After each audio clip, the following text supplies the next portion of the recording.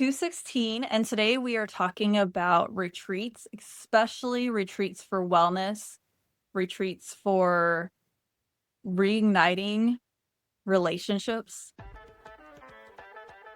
Welcome to Wellness in Every Season. We talk all things wellness to help you align yourself, align with your goals, find balance in your life, and recalibrate yourself. If you are listening for the first time, welcome. I'm so glad you're here. And let's get started in the rest of the podcast. I have been on retreats. I love retreats. I am a huge advocate for them. And Barry has a very unique story that goes along with this. I'm so excited to talk about his story with him and learn more. I think we will all find ways to relate to him through his story. He is the founder of Carmel Retreats and a steward of Cuddle Doon. I'm very excited to learn about that because I love cuddling. I woke up my husband early this morning to snuggle with him. I don't think he enjoyed being woken up, but he enjoyed the snuggle part. Oh, We well. enjoy cuddling. Right. It might be hidden, but we like it. Yeah, I think we forget that we need it. And there's so much data on that. But as a mom of 4 children, when they were a lot younger, it was like, please, I'm touched out. Stop touching me. And now that they don't want to snuggle with me, I'm like, husband, come on, come over here. Absolutely. So tell us about your story. You are a single dad of twins. And I feel like that's like having 4 children right there. Just have twins. I feel like it's the same. I mean, I don't have 4 kids, but first of all, Autumn, I wanted to step back for a second and thank you for having me on this podcast. I'm just so excited to talk with you, and I appreciate your guests who are here listening to us for the next few minutes. But yeah, I got into these private retreats because, as you mentioned, I'm a single dad. I've raised 2 boys who were born in India on my own almost since the day that they were born. And then when they were 6 years old, I was diagnosed with cancer, and it was advanced. I mean, imagine raising your kids on your own and then thinking you're not going to live. And so that happened about 7 years ago at this point. So I'm 7 years cancer free, but it changed my life, as you can imagine. It gave me a much deeper appreciation for every single moment I'm walking around on this planet.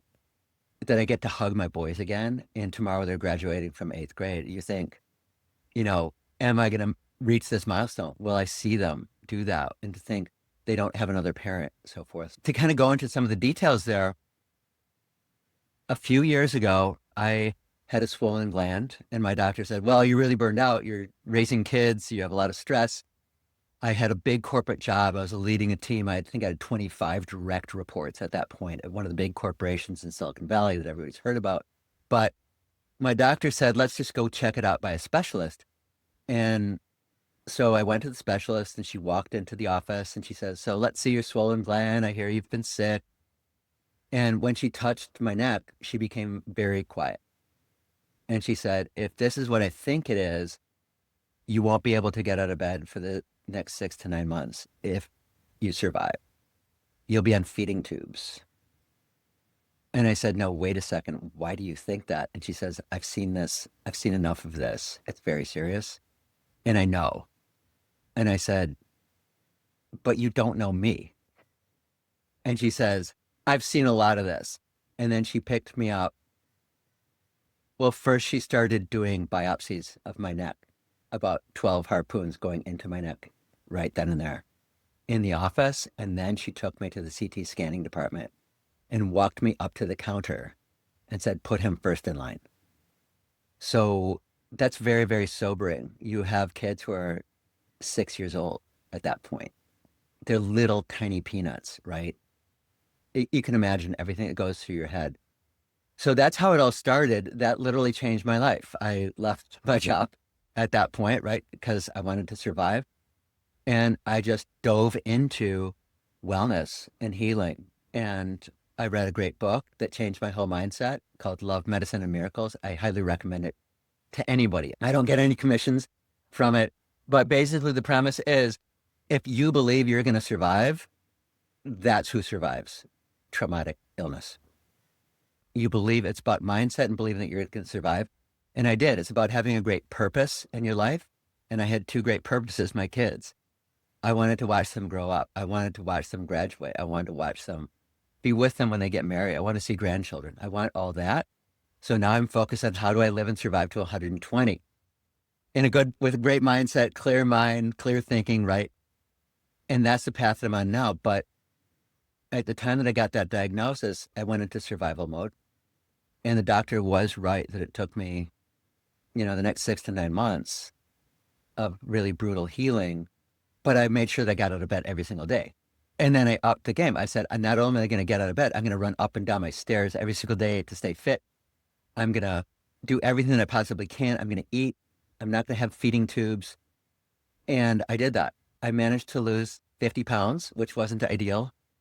I didn't have 50 pounds to lose. I looked really skeletal at the time. And my doctors kept threatening and saying, hey, we're going to put you on feeding tubes. We're going to put a gastric bypass into your gut. And so I would fill up 2-liter water bottles with water to make weigh-in and to get my weight up for the weigh-in. And I didn't have to go on feeding tubes. So at the time, though, we had a beautiful vacation home. I was doing well in corporate. We were living in a beautiful place in California. And we were fortunate enough to have a vacation home by the ocean in Carmel by the sea. But after this diagnosis, I knew I was not going to go back to corporate. And so I turned our vacation home into a place for wellness and healing because it really helped me heal and become well from being in Carmel. So that's kind of the top level view of it all. At this point, you're welcome to kind of dive in and say, oh my God, how do you deal with 2 kids on your own while you can barely walk? You can't swallow. I couldn't use my arm. They'd cut through the nerves in my left arm. I couldn't feel my left hand. It was just really brutal healing. I went through speech therapy for 1 or 2 years. I went through physical therapy for a couple of years. After 2 years of a diagnosis like that, my oncologist said to me, Barry, we've never seen anything like this. You are healed. You're miraculously cured. Your cancer is never coming back. Now, as great as those sounds are to your ears, you don't want to take it for granted. So to this day, I still have changed my spiritual outlook. I focus on releasing emotions and pent-up feelings every day. I meditate and pray every single day. I eat lots of broccoli and lots of different vegetables every single day. I take lots of supplements, right? There's so many things that you can do to really just up your game. But I also do blood tests every 6 months. And my biological age is about 10 years lower than my calendar age. So I'm always proud of that. So I think one of the messages is let's not wait for trauma to come. Let's, whoever's listening to this story, just take every day as a gift. Fill your heart, fill your day, every single day with joy, even if you have kids yelling at you in stereo because they're twins. Dad, at the same developmental age, right? They just come at you like stereo, but saying different things. You said that you wanted to survive, and it sounded like you found not only survival, but how to thrive. Yeah. And you're now sharing that with us here. And that's a huge reason why you do retreats. Right. And when we were talking before we hit record, I told you you'd have to repeat several things because you had so many good things to say. Happy to. You were saying that with your retreats, you have it so that you have your favorite companies that feel very aligned for having a retreat. Yeah. You have a relationship with them. Yeah. So that if somebody wants to go and do yoga or have the yoga instructor come and do it on location, right? How important that is because of the social interaction. And we talked about how important that is to wellness. So with that in mind, my question is, how did you set up your village? Because you could not leave your house as much. And you needed that support for your children. And this is during COVID, right? Yeah. That's when 2 of my kids were born. Exactly right. That was a big thing I left that out, but not intentionally. I just forgot about it. But I was dealing with cancer at the same time. I had cancer and then COVID came out, I'm going to say 6 or 7 months later. And it was like, oh my God, I'm going to survive cancer. And then a virus gets me. Right. So it's kind of like juggling that too, and your immune system is suppressed. But I think your original question was this village of healing, right? And how I've set up Carmel Retreats to be this community of healing, because a lot of people think about healing as medicine. And I am not so, let's see, I'm a spiritual believer. I believe that there's a creator. I believe in the light. I believe in the source energy. I speak to that source and that creator every day, twice a day, throughout the day as much as I can. But I'm also just not, oh, let's just not have surgery. Let's not have radiation. I'm just good. I'm just going to heal myself, right? The body is very powerful and it has mostly everything it needs inside of us to heal, but I'm going to take the medicine too. Most people stop there. They're like, okay, it's the medicine. I'm going to have this surgery. But healing, I believe, is really about community, nurture, feeling cared for, being surrounded by love, by having a positive mindset. And so as I was going through cancer, I found that when I would go to Cuddle Doon, that's the name of our cottage. When I go to Cuddle Doon, I just wanted to put my hands in the ground. I love gardening. I planted probably 100 shrubs on the property, maybe 20 trees that are 30 feet tall right now after 7 years. I planted flowers and lavenders and sage bushes and just made the place bloom and attracted hummingbirds because I wanted those hummingbirds, the little messengers on the property. So I had my hands in the ground. It was healing. And I think the more I've read about having your hands in the soil, it actually can be healing. You're putting your hands around all the fungi, and we need fungi to live, right? I would take walks out the cottage door to the ocean. It's maybe a 5-minute walk. And so I would walk down to the ocean in Carmel. I put my feet in the ocean. I would be breathing in fresh ocean scrubbed air. I would hike in the redwood forests. I would see starfish in the tide pools.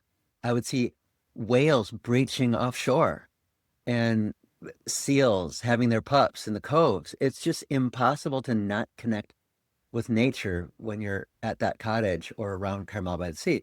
So that was all just like I started getting filled by all this vitality and just being around there. It makes you just want to like so appreciative, so grateful for everything that you have in life. Yes, I was diagnosed with cancer, but I was in my head, I was like, well, 99% of my body is healthy. I feel great. Today, I'm still healthy.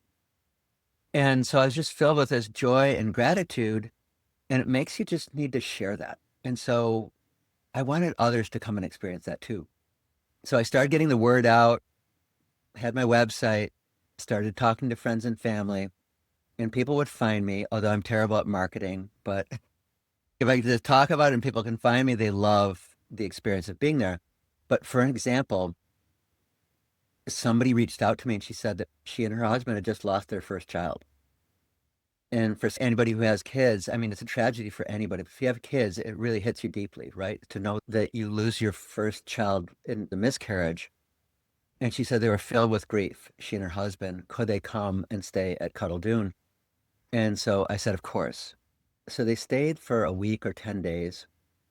And I set them up on a spiritual hike in the redwood forest with one of my retreat partners.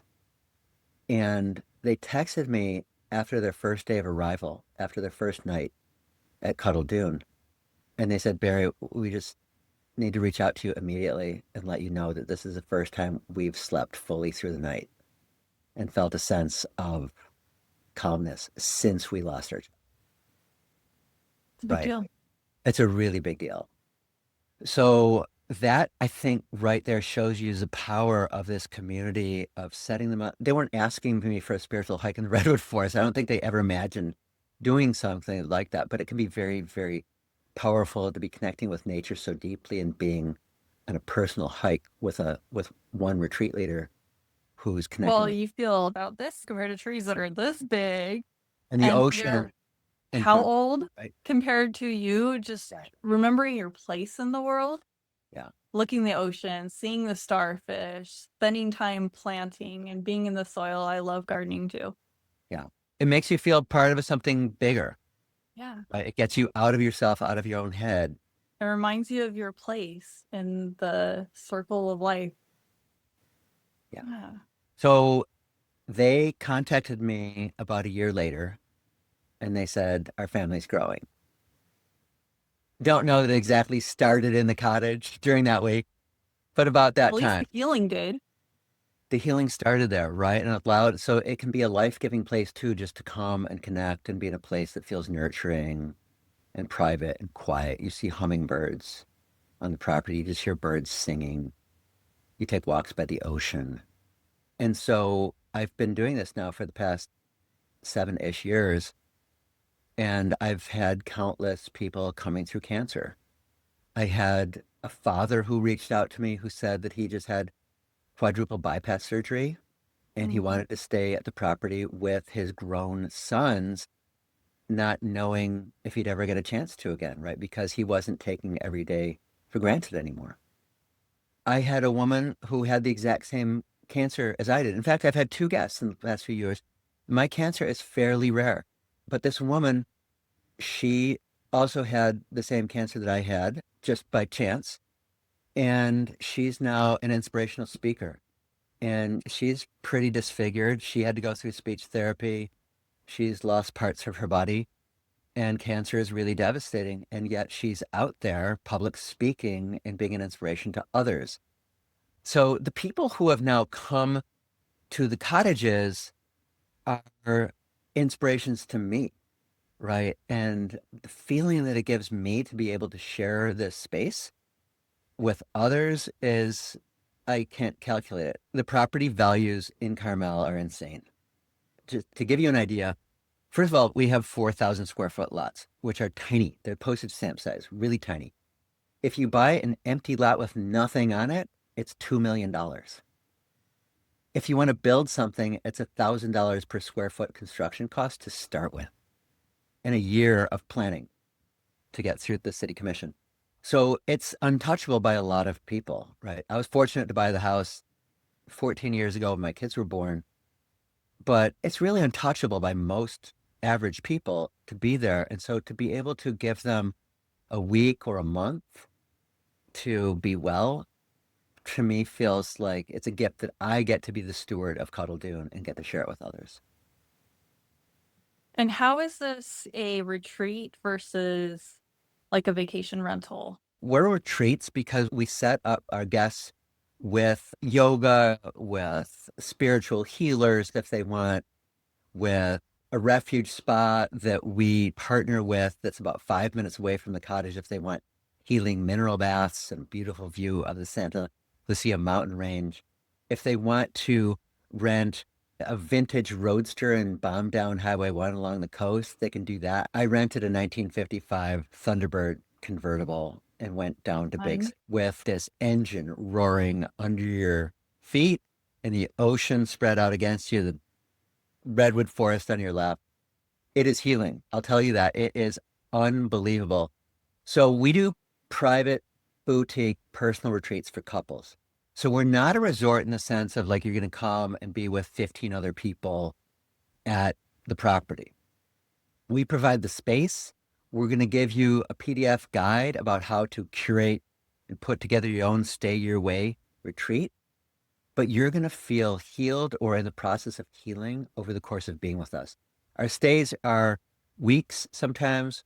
I have a couple who comes every year for 6 weeks, others who come for a month, some who come for a week. But we're not a vacation rental property. We don't rent out for short stays.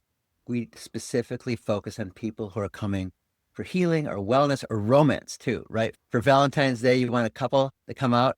There's nothing more romantic than being in Carmel by the ocean with the incredible beauty that you're surrounded by. And I'm going to say 15 wine tasting rooms within a few blocks of the property. What would you have there animal wise? So dolphins we have throughout the entire year. I'd say like Carmel has beautiful weather like year round. I mean, I've been to Carmel at Christmas time and it'll be like 70 degrees and sunny. There are dolphins jumping out of the ocean, right? And it all depends, right? It could be rainy and foggy too. But January and February are times when you tend to get a little bit more rain, but it's also beautiful too. And I'll tell you right now, I'm booked up in January, February for 2027 and 2028. Sense being on What? the East Coast, and you said you're originally from Chicago. Yeah. January and February are the times where you want to escape somewhere warm because winter feels never ending. Yeah. And in terms of, let's say, the whales, right? So Carmel is right on what's called Monterey Bay. It's a C-shaped scoop out this bay. And Super well known for a reason. yeah, Monterey Bay. I didn't know certain things about the topography and the geography, which is that Monterey Bay has this fissure, this crack in the earth at the bottom of the bay, just stretching right from Moss Landing and stretching out to the ocean by a few miles. But that canyon, that Deepwater Canyon, is as deep as the Grand Canyon. Wow. I Yeah, knew it most had people don't. one, but I didn't know the depth of As sea. deep as the Grand Canyon, it's a very unique part of the geography of the area, and it attracts all this sea life into the Monterey Bay. So what happens is there are these plankton blooms, and that draws the whales in. So we have sperm whales, we have gray whales, we even get blue whales. We have orcas, three different varieties of orca whales, humpback whales, and they're migrating throughout the entire year. So if somebody were to ask when is the great season to see whales in Carmel, it's like every day. When are you ready to come? There's some type of whales on a migration path and coming into the bay, and they don't have to come into the bay. Shorter path down to South America by bypassing the bay. They come into the bay as their playground and to get all this great food and be with all their friends. And so they're right offshore. And that goes back to being that reminder of we're seeing animals socialize. It's a reminder that we need to also be doing that. You have this opportunity to have the space for reflection, being by yourself, and just feeling that if you're not feeling peace, that opportunity to feel peace, to resolve whatever's going on. And you have that opportunity to socialize. And you're seeing that in nature. These animals are doing that. You see them having moments where they are more alone and moments where they are together. That's what I think is so fun about watching dolphins and watching whales is seeing how they come together and they also split off. That's absolutely true. The pods of whales, the groups, families of dolphins, because when they're jumping out of the water, they're jumping out five at a time or 10 at a time, usually in synchronicity. So, yeah, you mentioned your eight dimensions of wellness. I talk about my dimensions of healing. And where you talk about social, I think about relationship and connection.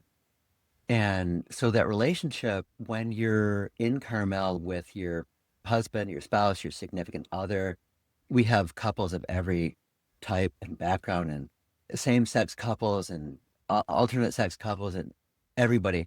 We'll have women's groups come to, we have two cottages side by side. And if you have the whole campus, then you can sleep six at a time if you wanted to, if you really need to. Mostly people come as couples, but Carmel is a community of artists. And so you will feel that social connection immediately. It's a very welcoming community. It was created by artists about 100 years ago.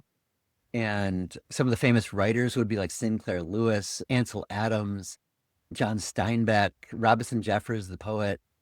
And then the woman who built the cottage that I have now, Eliza Yoakum, nobody's heard of her. I've been starting to kind of dig into her history, but she's possibly one of the earliest feminists in the United States. She was a school teacher, an English teacher, and wrote poems. And she read a poem called Cuddle Doon, and I think it inspired her to build the cottage that I now have as this healing center, as a poem by Alexander Anderson called Cuddle Doon. But anyway, so Carmel as a place has this history as an artist community, and you feel it when you come there. And so socialization too, just it has art galleries where you step in and you're going to strike up a conversation with other people and find some dimension of yourself discovered inside of you that you haven't explored before. It's going to open you up in so many different ways. What I like about what you're saying is, yes, we're talking about a specific place, but if geographically this is a little too far for you or maybe a little too far out of your budget, there are ways to still bring this into your life. So we are talking about having connections with people, having opportunities to get a little bit outside of your comfort zone, and especially the opportunity to be around creative people. Have you noticed how when you're around creative people, even if they're not the same creative that you are, that it brings that energy and that vitality back to you? You have that creative energy and it helps for problem solving. It helps you feel energized. It helps you feel like, oh, maybe I'm not so odd or out there in my thinking in this other area. You feel included. I found that those who are very creative are very inclusive, which is really fun. You talked about being in nature. That's something that there are so many studies on. I assume in your personal life, before your diagnosis, how much were you in nature compared to when you went to Cuddle Doon for your recovery and your healing? Night and day. Yeah. It's night and day, right? I'd always heard, you want to go out in nature and recover and feel well and feel whole, but you maybe go hiking twice a year, or I did, something like that, right? Now I'm going to take a walk every single day. I've been recently experimenting with a continuous glucose monitor. I pretty much manage my health and wellness through diet, nutrition, exercise, spirituality, and so forth. But I noticed with this glucose monitor on, because now you get to see it on your app, what's going on, and it's in real time too. So I would take these walks along the ocean in Carmel, and my blood sugar would drop 30 points, like within 5 minutes of starting to walk. That was eye-opening for me. And I thought, wow, this Carmel, this is a really incredible place. I was wrong. I walk at home, not anywhere near the ocean. I'd walk around my neighborhood and my blood sugar would drop 30 points within 5 minutes of me starting a brisk walk. Like, There are wow, studies that's about powerful. walking after meals is supposed to be extremely helpful. That's exactly it, right? So I started doing that. If you go outside and walk around the block after a meal, you'll live to 120. I think Yeah. there's some proverb, I'm going to butcher it. He who walks 1,000 steps lives 100 years. I've heard some variation of that. Yeah. Sounds good enough. That's about how I quote things too. Yeah. Ballpark. And also, there are studies with being around the ocean. I don't know how close you need to be. I think it's being in the ocean helps release, or how is it? The negative ions in the ocean. Yes, that's what And I was trying to say. I think you you need can, to be touching the water. okay, that's possible. I mean, I feel it even anywhere you are close to the ocean. I think just like smelling it. Yeah, for me You too. you can feel the fresh air from the ocean a mile inland. Nothing compares with putting your feet in the ocean and having your feet in the sand, though. Then you're grounding yourself. You're actually connecting with the earth and you're feeling the water surrounding you too. I think one of the things you mentioned, Autumn, was how do I bring this home? Like, how do I do this at home? And so a few of the ingredients to the wellness recipe for me would be big one is quiet time alone, mindfulness and meditation. So I started my own meditations, which I now do every morning and every evening, every single day without break. But I had such a monkey brain that I couldn't do it for 10 seconds. My brain was like going off and thinking about all different things. So if that's anybody in your audience too, I think that's normal. That was me. That's most people that I talk to. But the thing is, just sit there anyway. Sit there and be quiet and just focus literally on like taking a breath in, taking a breath out. You can do box breathing, look that up if you just want a simple way to breathe. But go from 10 seconds to 15 seconds the next day or next week. Try for a half a minute and just start to build it up and let your mind wander and then just bring it back to your breath. I now do it for like 10, 20 minutes at a time and then twice a day. That has been one of the most powerful ingredients to wellness that I can imagine. It calms your whole body, it calms your mind, it allows you to think through things, it brings joy into your life. I've always believed that a mind and a body that's filled with worry cannot allow the light in. And we want light into our lives.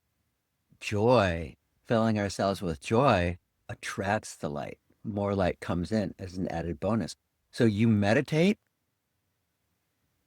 and fill yourself with joy, things from the universe start flooding into your life. So that was really, really key. The meditation time, time with friends or partner, your relationship. You've mentioned that too, Autumn.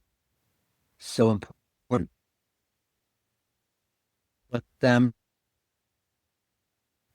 it's gone. It calms your entire system. Having that connection with other human beings. Nature's great too. Animals really good. When you start talking with other people too, you start feeling a sense of inspiration by what they're saying too. I love connecting with people. We calm one another's nervous systems. We commiserate. We nurture one another. Sometimes just by listening to another person, you help them heal just because they get to vocalize. When we put labels on feelings that are within our body, just the act of putting words onto our feelings changes our body chemistry.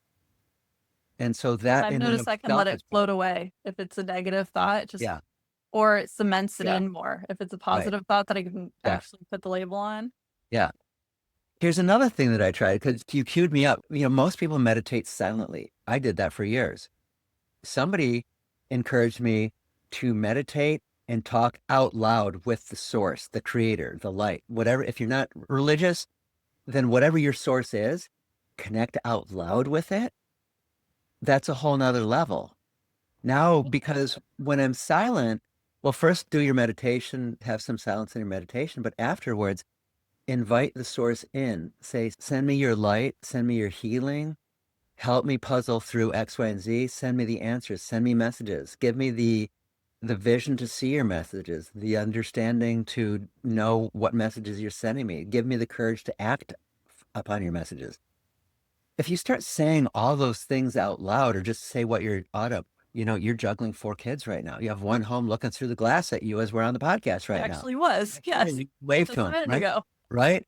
Your mind is always on these other things too. If you start connecting with your light source, with your whatever it is spiritually for you, and you're saying those words out loud, you're putting labels on all this, you're changing your body chemistry, and it's very, very healing. So that's something that I just kind of learned probably in this past year. And you feel weird doing it at first, but it also forces you to think through your thoughts. And so I would throw that out there as well too.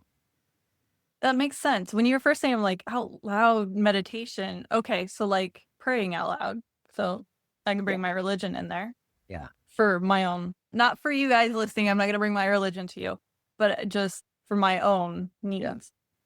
That makes sense. And with me having 4 children and summer break is right around the corner, I don't know that I'd want to start. So, but I love that because there are times where when I'm really struggling with something, whatever it is, if I can share it out loud, it's one of those, oh, I can kind of see the puzzle pieces and see where things need to fit together for my own needs. Yeah. I'll do that with my husband. And at this point in our marriage, he knows, okay, I'll just wait until she seems like she's at a pause and like really struggling and then ask if she wants advice.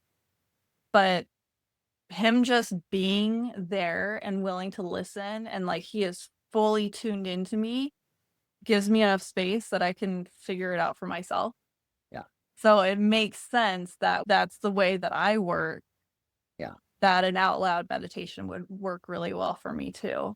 Yeah. Something that I've been wondering for myself, and I have not even done any research on this, so you guys get to listen with me, is I have monkey brain sometimes too, so I really enjoy guided meditations. Where is your time and place to allow you to have the monkey brain? I feel like Whoa. there is a need for that. It can be part of meditation, maybe before or after, but where do you allow that in? Because I've noticed if I don't, and I've noticed with people that I coach as well, if it's not allowed in during the day, it will come up when you're trying to sleep. So I feel like I have monkey brain all day. It's like when do I get time to escape from it? Whereas I think what you're saying is you've done such an unbelievable job of actually containing your monkey brain sometimes that you want to give it some creativity and some space to breathe at times. Yeah. I've never heard that. I mean, so that's pretty unique. Maybe many of your listeners will be like, okay, I'm on Autumn's side with that one. I'm like, you contain it. I'm kind of just thinking spontaneously all day. So for me, meditation is about quiet time. And I think you called out something interesting before, which is like when I start talking about like meditating out loud, I will still meditate silently at first. And then I'll kind of go into my mode of talking out loud with passion and conviction, almost yelling and just like loud voice and just send me these messages. But you feel really, really foolish until you start doing it every single day, especially if you have those spiritual or religious beliefs. If you're doing that, what it caused in me, and I don't do any drugs, but food is my drug, nutrition is my drug.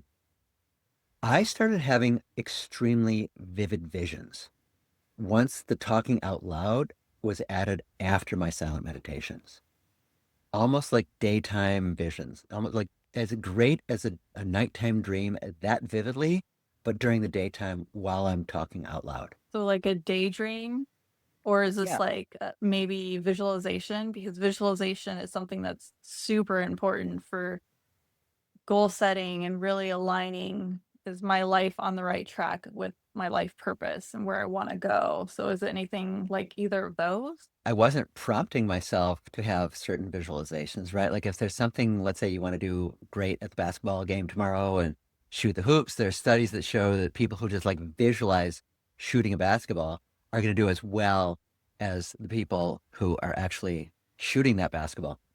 So I'd say that the visualization was coming spontaneously on its own. For example, I don't know what prompted this at the time, but spontaneously there I was on the back of a mule riding through a desert toward dunes and a sunrise coming up before me. And I was not prompting myself to think of those things. My mind wasn't on sand dunes. Mules, it's not like I have a pet mule in my house. So these things were just coming spontaneously. And I think from that point, then got curious. Oh, where am I going? Where is this leading? Is this a figurative journey? What is my destination? What am I moving towards? Oh, I'm moving towards the light right now. Okay, is that a message that I'm on the right path? What path am I on here? I'm on multiple paths. I'm trying to be a great father. I'm trying to help others heal too. My mission in life is to help other people thrive, which, okay, there's my monkey brain right there. I've just all these different things and I'm trying to make sense out of them at once. So for me, the visions came spontaneously without prompting by That's vocalizing. very interesting, Yeah. because one camp can be like, oh, wow, that's weird what he's saying about. But if you take it the other way, especially if you're in that camp, like, wow, that's out there and weird, do you maybe need to have TV or books in place of what he's able to do to have that for yourself? And maybe it's showing that this is what a healthy brain looks like. You don't need to unplug in these other ways, right? And then there could be that other camp that can't get themselves there. So they're now thinking about maybe they need to see a shaman and have some type of help there, shrooms or whatever, to get themselves there, where it's showing that healthy children would have these moments. And how much have we disconnected from ourselves if we can't anymore? Like, there's so much deeper thinking that can happen there for anybody who wants to put pause on this for a second and just let yourself meditate in this of, if I struggle with this, why am I struggling with this? And why can't I get myself there?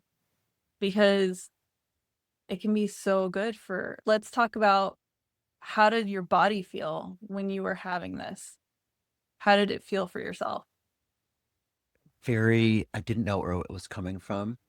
I haven't done ayahuasca or shrooms. I just got this sense that if other people do what I'm doing, they're going to see these visions too. And they're going to be very vivid, especially if you get to the point where you quiet your mind first. I think that's the really key step. Be able to quiet your mind until the point where you can hear or feel your own inner voice. And that inner voice doesn't need to be an actual voice in your ear that you hear, but it can be a feeling too. You feel it in a different part of your body. But if you can get to that point where you've quieted your mind, where you can hear or feel and inner voice, then I think you're in the right setup to then start, okay, I'm going to open my mind to having these visions.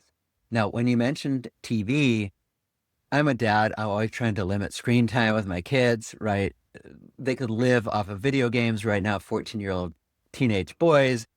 Why do I need school anyway? Why do I need friendships? Like, I can just live with my video game.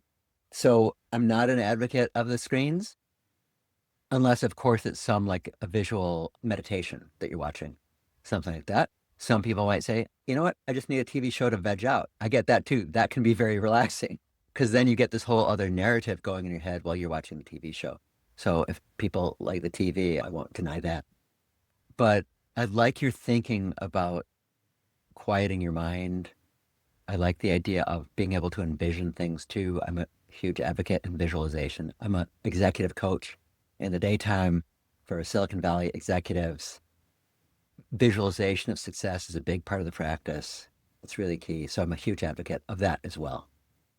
And it feels good when you then are stepping into something that you visualized for a while, because instead of feeling imposter syndrome, you feel like this is what I'm showing up exactly where I belong, and I've already visualized this. I know exactly how to behave in this situation because I visualized it. It feels good in your body. It's Yeah. amazing. Highly recommend it.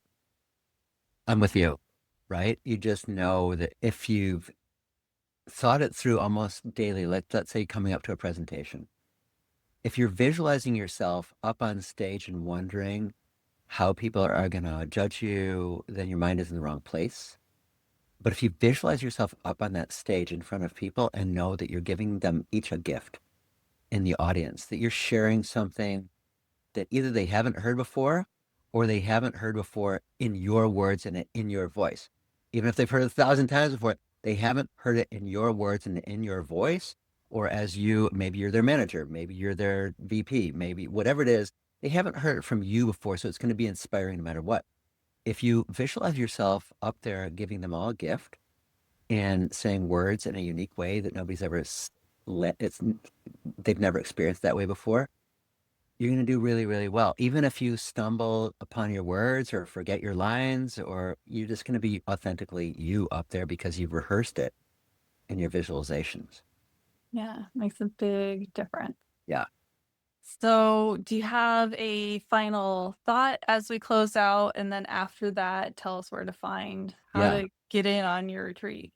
Yeah. The final thought is it's so powerful is to bring joy into your life. If we all want more, I mean, I think as humans, we want more, which also can translate into not having enough, right? We feel like we don't have enough. And that's I think the negative mindset. If we don't have enough, or we don't have this, or something's gotten in my way, it's something external to me has kept me from achieving what I want. Even at the worst of times, and when I was struggling at the lowest, not knowing which way things were going to go, I still said to myself, well, today I'm alive. So today I'm getting out of bed. Today I get to hug my kids. Nobody's guaranteed tomorrow, but I have so many things to be thankful for today. Right now, today I get to be with Autumn on this podcast. I get to talk with her before the show and kind of laugh and talk about things. I told her she looks radiant. She does. If for everybody who's just on the audio, once you shift that mindset to what am I grateful for and what is bringing me joy right now, it allows the floodgates to open and so much more then comes into your life. Yeah. So I'd say let's start with that. And then you asked me, I think, where I can be found. Yes. I am online at carmelretreats.com. That's where the private retreats are.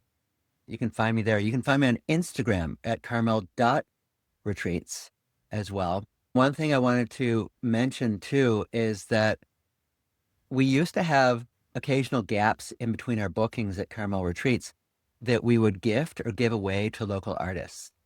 And since then, I've shifted and I started giving away those dates to people who are coming through illness and trauma and actively in the healing process. So it's called Postcards for Healing.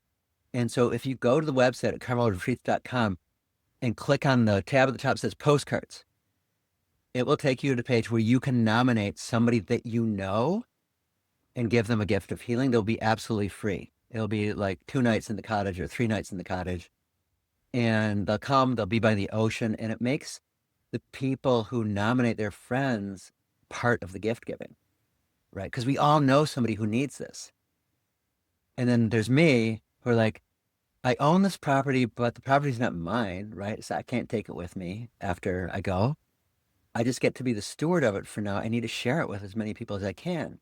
There's some people who are fortunate they can come, and there are others who need to be nominated and come as a gift. So go to Carmel Retreats / postcards, nominate somebody that you know, and then we'll pick a postcard at random as a lottery and then help somebody heal. I love that. You found multiple ways to give back. Yeah. Thank you for being on. This made me reflect on when our family went to the beach, and it was a last minute. Our friend has a second house over there, and how amazing it was for us. It just felt so peaceful after how hectic everything has been. And it was his perfect birthday weekend. And we put intention into it. And seeing that you have local businesses that are aligned that you have connecting with it too is making me realize how much more impact. Yeah. And this is a space that is for couples, and it makes such a difference just having intention put in there. The most impactful thing that you can do is go on a retreat like this, where you are unplugging from all the negativity, all of the busyness, Yeah. and we can go back to nature, go back to the beginning where we're seeing where we fit in life. Makes such a big difference. It's true. I agree with everything you said 100%. Yeah. People, and there's something about being by the ocean or being by water that they become like indelible permanent memories for us somehow. I mean, anybody who's fortunate enough to travel, we definitely remember our vacations, time spent with family, but there's something about connecting with your kids and being with your family or being with your loved one or spouse by the ocean. And people write in the guest book that they built unforgettable memories there and felt healed. And this is going to sound like a plug, but I say it just because I want to reassure people. But we've had nothing but 5-star reviews ever in the time that we've been doing this for 7 years. And people say it's one of the best places they've ever come to. And often, I'm going to say maybe a third of the people who come, they come again and again. Right. There's just so much to be experienced in Carmel and in Big Sur and by the ocean and the artist community around there in the whole area that it will be a healing experience with unforgettable memories. And hopefully you'll come away, and I think most of the guests do, like with their lives changed. I know that sounds like a big statement, but a lot of people have come and they felt their lives just change there. Most people are looking for peace and or joy. And love and connection and romance with their partner. I mean, all those things are good too, right? I think people always said to me, hey, are you a cancer survivor? And I said, no, I'm a thriver. What is thriving about? It's not just like staying alive. It's about being fanatical about your connections with people. It's about finding romance, finding joy, just going for all those positive things that life has to offer. And then, of course, life is going to throw you a whole bunch of curveballs. And those are the tests. Those make us stronger. What type of person should they share this with? You don't need to be going through healing wounds, but I'd say this, if you know anybody who's stressed, share this podcast with them, right? That's most of it. If you know anybody who's coming through a serious diagnosis, share this with them. Share the book, Love, Medicine, and Miracles, because it gets you in the right mindset right away. Get them that book. I give it to anybody who wants it. Thank you, Barry, for being on and for sharing your journey with us. And how amazing is it that you opened up this space for others to heal in, for others to thrive, to find that connection, to figure out where they're disconnected in their life and reconnect. So thank you for offering that to so many people. I love hearing from people who have found healing and they turn around and share that with others. I think that is really how we heal the world and how we bring love back in.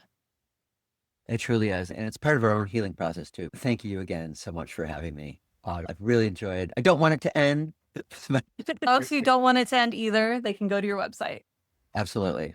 CarmelRetreats.com and Instagram at Carmel.retreats.